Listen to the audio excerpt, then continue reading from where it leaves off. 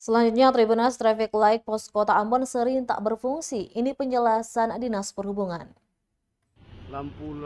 Traffic light di perempatan Pos Kota Ambon dalam beberapa bulan terakhir seringkali tak berfungsi. Kepala Dinas Perhubungan Kota Ambon, Robi Sapulete, mengaku hal itu terjadi lantaran adanya pemadaman listrik, sehingga mempengaruhi jaringan pada traffic light di sekitar kawasan tersebut.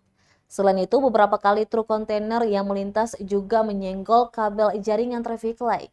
Hal itu disebutnya juga memberikan dampak bagi pengoperasian lampu lalu lintas di Jalan Sultan Hairun dan Aipati. Lanjutnya, kondisi cuaca di kota berjuluk Manise ini yang cukup ekstrim turut mempengaruhi. Pasalnya seringkali terjadi korsleting saat petir menyambar. Untuk itu, Robi pun berharap seluruh traffic light di Ambon bisa dipasangi anti petir.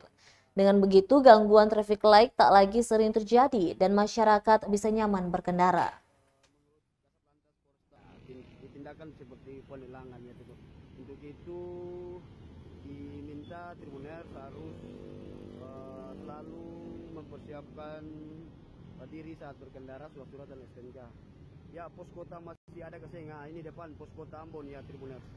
Oke, ini Siahaya, ini lampu lalu lintas mati ya, Tribuners.